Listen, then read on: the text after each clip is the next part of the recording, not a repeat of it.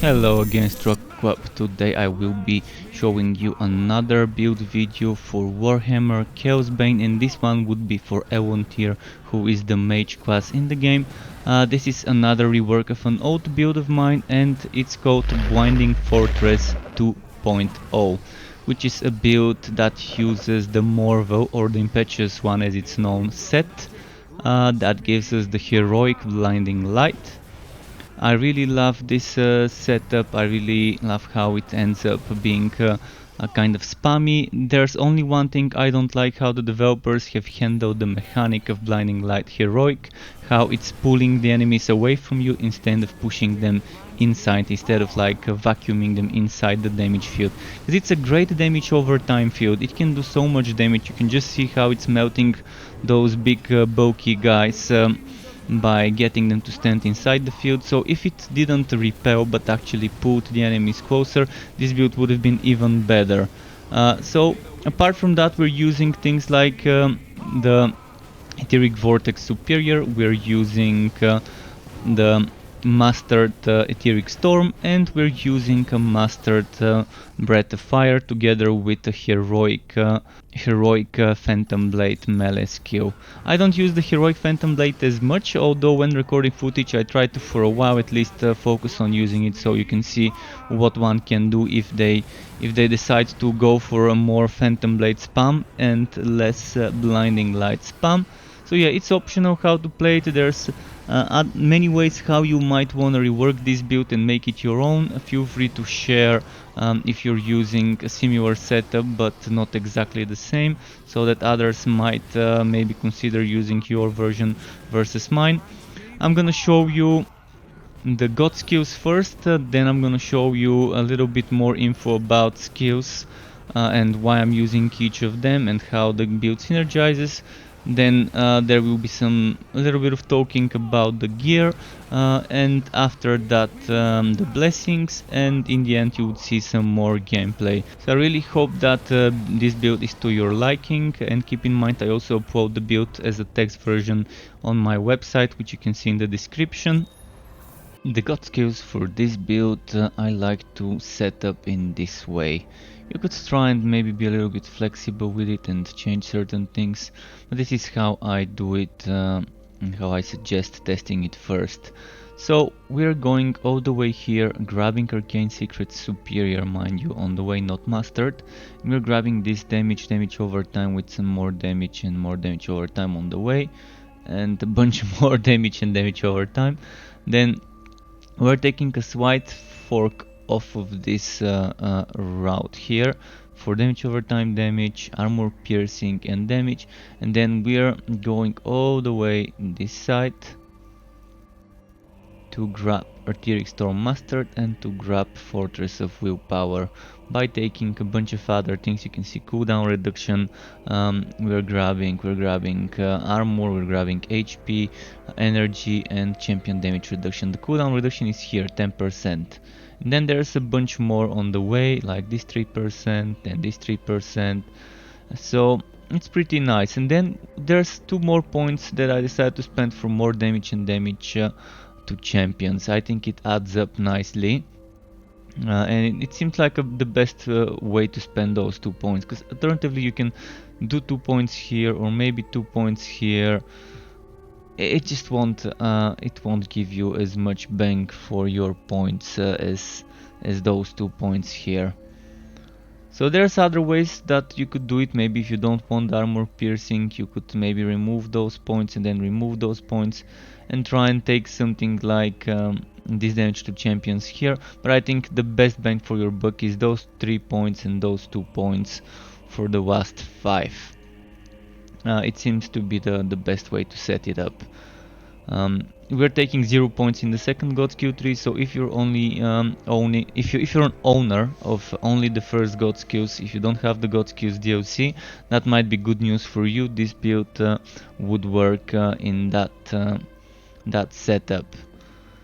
So let's move on to the regular skill points, and after that show you the items I choose for this build. And here we are at the segment where I show you the skills that I like using for this build. I'm gonna quickly just list them all and then talk about why I select each skill. So Phantom Blade Heroic, Breath of Fire Mastered, Aetheric Storm Mastered, Blinding Light Heroic, Step Between Worlds, just the basic version, Aetheric Vortex Superior, Duelist Chain Reaction, Hero of the Desert, Fortress of Willpower Mastered and Master of Equilibrium Superior, then Padded Armor and Arcane Binding Mastered. So let's talk about why and from where we get certain skills. Phantom Blade Heroic is from the Blade of Azire, which is this item here. Then Breath of Fire Mastered is used in combination with Master of Equilibrium, meaning consuming energy has a chance to reduce any current cooldowns. So while you're using this skill, you're reducing the cooldowns of your other skills. Let me demonstrate this. Do you see how the cooldown bar at the bottom kind of skipped ahead? This is Master of Equilibrium proccing. That means you can end up spamming Binding Light Heroic more often as long as you keep spamming Breath of Fire while this is in cooldown. And this also helps with Aetheric Storm Mastered's cooldown and with Aetheric Vortex cooldown and even with Step Between Worlds cooldown. Now Aetheric Storm Mastered is an amazing buff for you and the whole team. It also is decent damage around you and it synergizes well with this build. Binding Light Heroic, needless to say, it's a heroic skill. It's amazing DPS, but there is something that the developers didn't do right with this skill. And this is, you can see the description, trigger a fiery explosion that burns, repels, mind you, this is the keyword, repels shouldn't exist in this skill, and slow enemies. Yeah, repel is good for the other versions of the skill. The basic, the superior, the mastered, it's fine. But for this one you don't want to be repelling the enemies, you want to be pulling the enemies closer together. You want to be pulling the enemies where you are, into the field, because this field does so much damage. Just you can see with my current damage stats, 893k. This does less, this does less than half. This does less, this does less. See, even this is doing kind of like 600k when this is doing close to 900, so even this is 60% of this one. So yeah, this skill does a ton of damage and you can end up spamming it, and it also gives you damage as well. So it creates an area on the ground that regenerates health and energy for players inside it, but burns enemies. Enemies outside the area cannot enter it, which is the weirdest part. Another thing that shouldn't be a thing, because it seems like the developers had no idea what they want this to be. Did they want this to be a field that protects you? Did they want this to be a field that does damage? I think the repelling part needs to be changed to vacuuming. And to pull enemy closer to you, and then enemies outside of the area cannot enter needs to change. Maybe enemies inside the area cannot exit it would be the better option. So you pull them in and then they can't enter. This would be the better option to do it. I think they had a different idea for the skill and then ended up making the skill a nice DPS version of it, and then forgot to rebalance it for a DPS skill to make it work nice, to synergize nice by pulling the enemies instead of repelling them. So you can see this is an immense amount of regeneration, good energy as well, and that extra damage while you're inside is pretty nice. Step Between Worlds, it's just our teleport moving or escape mechanic. But we can also use it to proc Duelist Chain Reaction. This also can proc Duelist Chain Reaction, and this can also proc Duelist Chain Reaction. So we've got 3 skills like 2, 3, 4, 3, 2, 3, 4. You can see we can rotate them and Duelist Chain Reaction keeps remaining. And you've got enough cooldown reduction. This is 6 seconds, this is 2 seconds, and this is 4 seconds without considering equilibrium procs. Now this brings us to Aetheric Vortex Superior. This is just a dome that you can move around with spacebar on PC, with a different button on consoles, which I don't know which one it is, but this is the archetype ability to move around things like Etheric Orb or the Tornado or the Race or the Vortex. Those things, even Etheric Storm can be moved. If you see this blue circle, it means you can move it with Etheric Manipulation. So what this does is it summons this dome. You can see this dome, and I can move it around. And while you're standing inside the dome, you move faster by 20%, you take 20% less damage, and your cooldown reduction is decreased by 20%. I mean, your cooldowns are decreased by 20%, which makes this a 1 second cooldown, this a 2 second cooldown, and this a 12 second cooldown. Pretty nice. Now if I escape outside of it, this is 4 instead of 2, this is 2 instead of 1, and this is 22 instead of 12. So this seems to be an additive instead of multiplicative cooldown reduction. So if I go here, my cooldown reduction is 75.2. The limit is 80, by the way. Now I exit and it should be 55.2. So this is super strong skill for this build, because most of the time we would be standing in one place and we would want to be using this. So you can see how that works. I'm spamming that field, and since that field has a few seconds duration, you can end up stacking multiple binding whites. So it's pretty nice, pretty nice. Okay, enough of the active skills. Now Arcane Binding mastered, needless to say, dealing magical damage increases fire spell damage and vice versa. We've got fire, we've got magical, we've got fire and magical, we've got fire, and those don't do damage. So while using this and this and this, you're buffing up the magic version of Phantom Blade.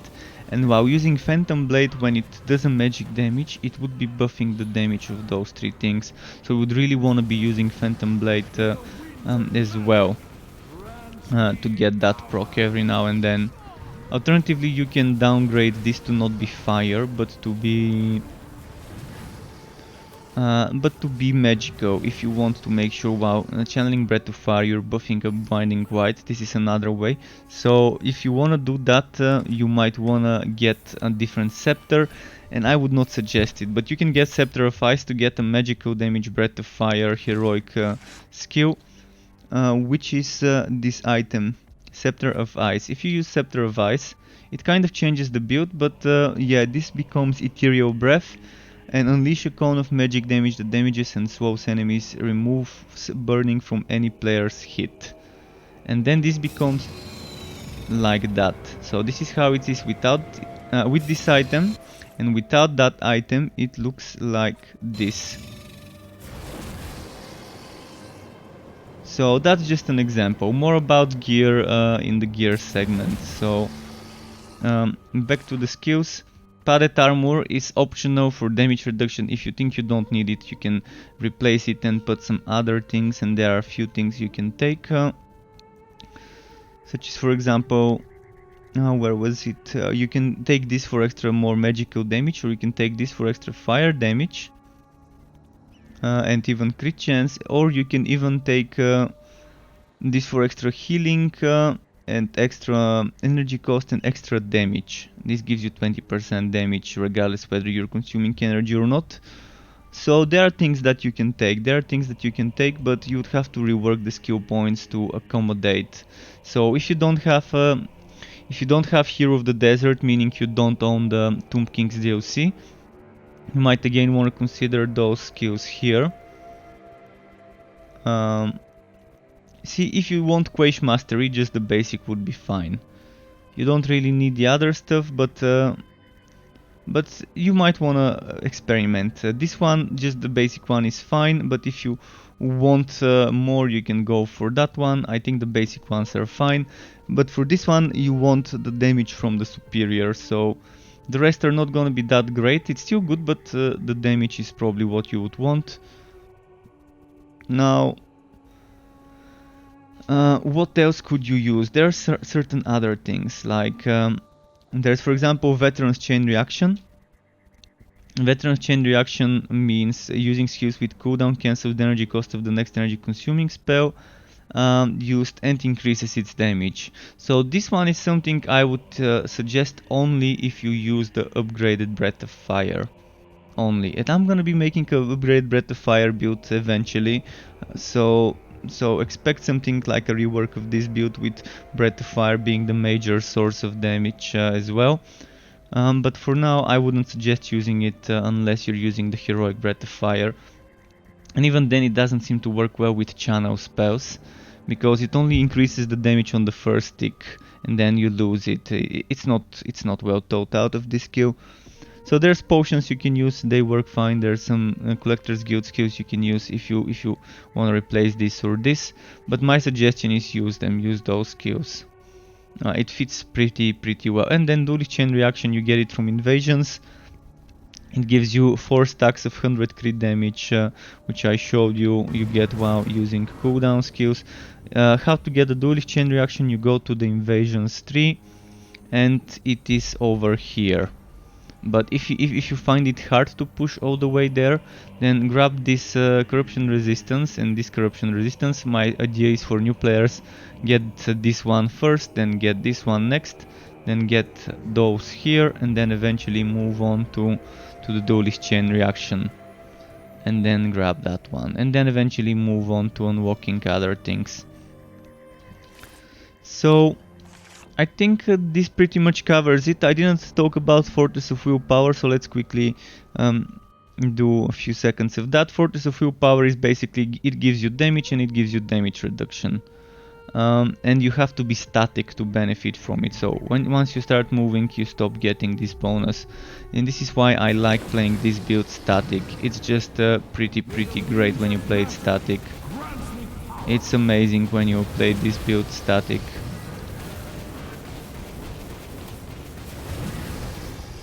See, you lose Fortress of Willpower when you teleport in one place with Step Between Worlds. But if you keep using your number 2 and 4, the heroic skill and the dome, you keep retaining that. And that's more than enough to keep the duelist chain reaction up. So keep that in mind. So quickly about legendary ranks, I would suggest the first thing you would wanna level up would be legendary reinforcement. If you're doing harder content like Chaos 9 for example, you might wanna invest into legendary endurance and eventually into crushing and punishment. So if you're a new player, reinforcement is your best bet because you get damage and damage reduction. And the next thing I would suggest probably for a new player, if you're already into Chaos 9 or 8, if you think you need damage reduction, go for endurance over crushing. And then if you need damage punishment, this one's broken, don't use it, and this one's fine, but you get enough healing as it is, so probably not necessary right now. So enough of the skills. Next I'm gonna be showing you some information about the items. Here we are at the segment where I talk about the gear that's needed. First of all, what you need is the Morvos set, or the Impetuous one as it's known. It gives you this ability. Burning enemies take extra fire damage in proportion to their missing HP. The Blinding White skill is improved, deals fire damage and no longer requires skill points to equip, which is basically the heroic Blinding White. So yeah, pretty decent. So with that set in mind, I think it goes very well with 5 item pieces blessed for damage over time. You would see I've got this one for crit damage, damage over time, HP, this one as well. Then I've got this one as well, and I've got this one. So I forgot to bless this one for damage over time. So normally I would go for 5 pieces, but it's a choice you can make. You want to go 5 and 5, or 6 and 4, or 4 and 6. But more about the blessings later. I'm gonna show you the combinations. Right now let's talk about the items that are needed. Blade of Azire, I already mentioned, it's the Blade of Azire that gives you the Phantom Blade Heroic. Relentless Sentinel, this gives you, if you stand still for a second or second and a half or 2, it creates that static field on the ground. Let's show you, instead of just talking, let's show you. See, it's gonna... what's happening? Alright, this field, this blue field. And this blue field Gives you 100% damage, then 20% damage reduction and 10% crit chance, and not just to you, to anyone in the team. And again, as I said, this build goes very well when playing it static and standing next to bosses and just spamming and soaking up the damage. Then the amulet I think works best is phase shift amulet. You won't be close and personal to the enemies, and it also gives you damage reduction, and yeah, this 50% damage when standing close to the enemies is pretty good. For the rings, there are various options. Honestly, it's not just the rings I'm wearing that are good. If you find a very good ring of Kane's Fury, I really recommend testing it and using it. I don't have one. The three I've got actually are kind of bad. This one isn't terrible. This one is something I wouldn't mind using. A little bit of cooldown reduction, some crit chance, crit damage, damage over time. It doesn't have HP or health drain. It doesn't have things like crit damage, but it's good. I mean, damage over time goes well with this build. It doesn't have flat damage as well, but yeah, it has 4 good things. So something like this won't be bad on a Ring of Kane. It's okay. I wouldn't suggest using Dragon's Blood, but you can experiment with it if you have a good raw Dragon's Blood. Check it out, experiment, let me know whether it gives you good damage increase. Ring of the Veil I definitely wouldn't recommend unless you wanna be spamming Heroic Blade more often. But it turns into a different build when you spam it, but keep it in mind, if you really need that damage reduction, you can use it, but you're gonna have to spam Phantom Blade Heroic more often, so that you get more out of it, you get more energy, constantly regenerate energy. So what I'm using right now is Ring of Hotek, extra healing, extra energy gain, and I'm using Crystalline Ring, and the only reason I'm using those is the crit chance and HP that they give me. This one also gives me armor piercing crit damage. Probably not the best choices, probably this one is actually a nice one to try. Other things you might want to consider if you need more damage reduction for the price of damage. Ring of Denial is not bad. I really don't recommend using it. I think you get enough damage reduction as it is. And if you want damage reduction, you can also go for a Dragon Ring, but you're gonna have to collect Bloodlust Orbs. Bloodlust Orbs are also needed for this one to proc, by the way. If you want to be using the Phantom Blade more often, Ring of Dexterity is not a bad choice, it's from the Invasions. But yeah, I think that's pretty much it. I mean, Ring of Radiance, I wouldn't suggest Ring of Radiance as much. But if you really have an amazing road one, use it. I mean, use whatever you've got good road. But Crystalline Ring is amazing because it increases the healing of this one. And I like it. I like that extra HP. And this one also gets healing. So yeah, I guess it depends. If you want more damage, Ring of Kane's Fury is the best choice, because it also gives you cooldown minus 2 seconds, meaning when we get this to 2 seconds, see, we get this to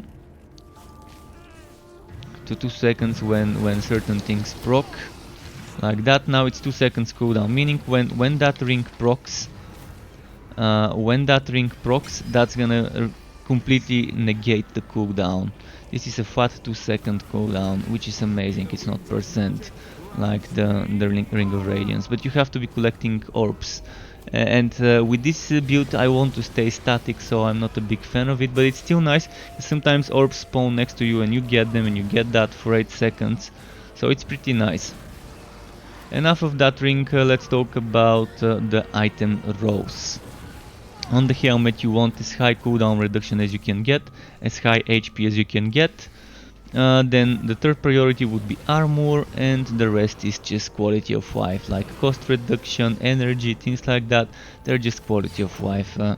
Then what you want here, highest possible HP, highest possible armor, the rest is quality of life, fewer slots. The same goes for the legs, exactly the same as the chest.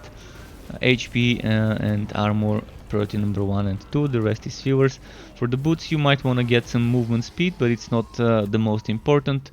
Again, most important is HP, second most important is armor, the rest is viewers, but from the viewers probably movement speed should be the one that takes priority. Again, cost reduction and energy go well with this build, by the way, keep that in mind. So, gauntlets. This brings us to the gauntlets, to the bracers. There are few ways how to do it. One way would be to go, like me, for more damage over time instead of damage. Since I'm going for damage over time setup, I think it goes well. And damage over time goes to like 12-13,000, whereas regular damage goes to like 7,000. So, good stats to look for here would be damage over time, and then HP, and then crit damage, and then armor, and then after that viewers. So, damage and or damage over time should be your highest priority. So I've gone for damage over time instead of damage. But you might wanna go for something else. You might wanna go for a combination of both, like this one.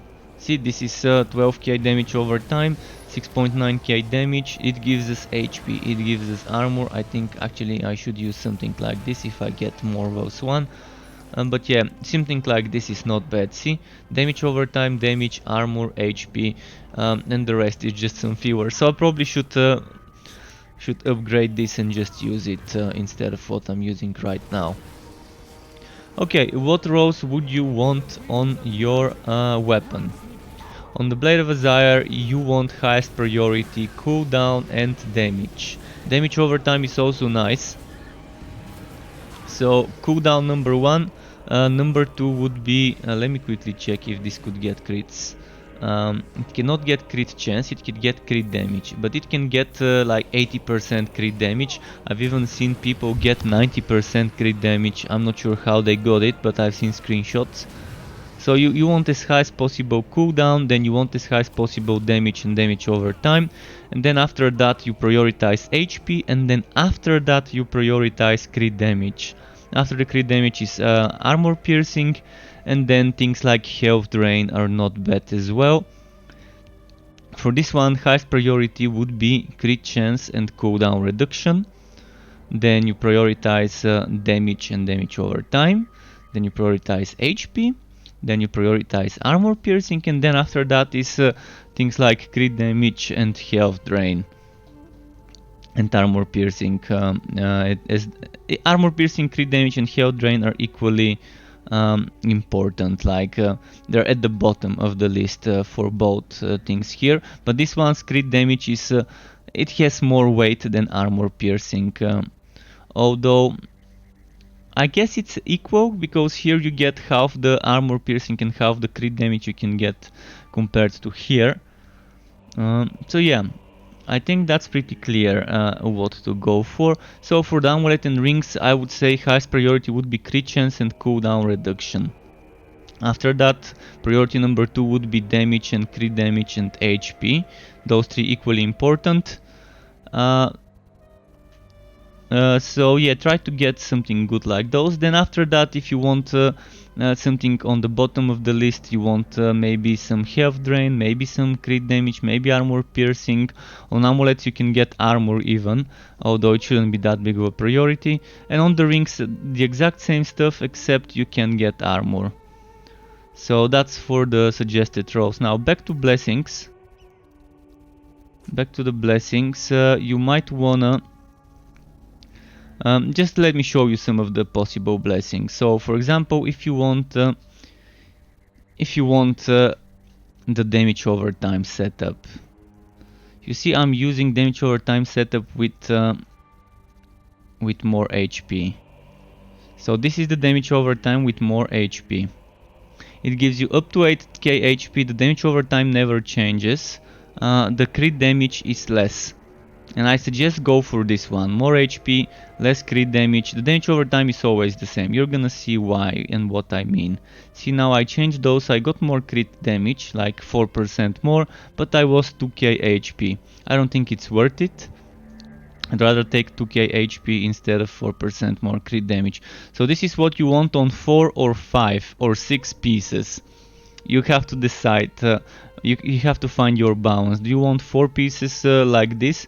and the rest damage and HP. Do you want 6 or do you want 5 and 5? So let me show you the other option now. This is the option with the most HP, the least damage. Then you do this for a balanced setup, 6k HP. You see we lost 2k HP, but we got 420 damage, and we can lose another 4k HP, 2k HP, and get another 420 damage.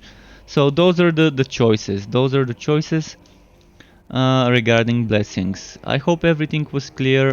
Let's move on to showing you some more gameplay footage of the build. So here we are at the gameplay segment where I show you more footage of me playing the build, and I talk about how I rotate my skills or how I combo one skill after the other.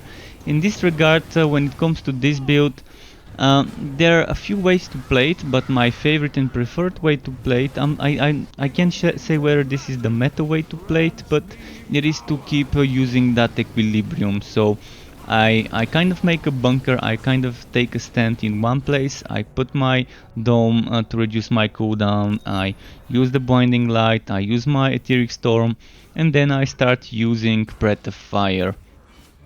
And that helps me keep the cooldown of blinding light down and of the other skill down as much as I can. And I just keep doing that until something is dead. Of course, sometimes I might need to teleport, which means I'm losing the bonus from standing static, from Fortress of Willpower, and from the Relentless Sentinel staff scepter.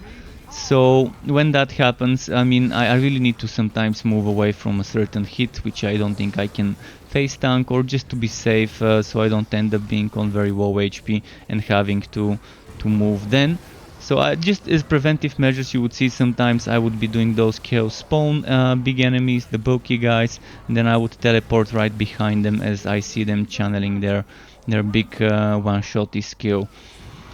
So yeah, keep in mind that when that happens, I'm losing my bonuses, but it's better to survive rather than die and have to resurrect. Even if it takes you a few seconds longer to kill an enemy, it's not that big of a difference, honestly. Sometimes it's better to just, like you would see me do now, teleport behind it and kill it that way.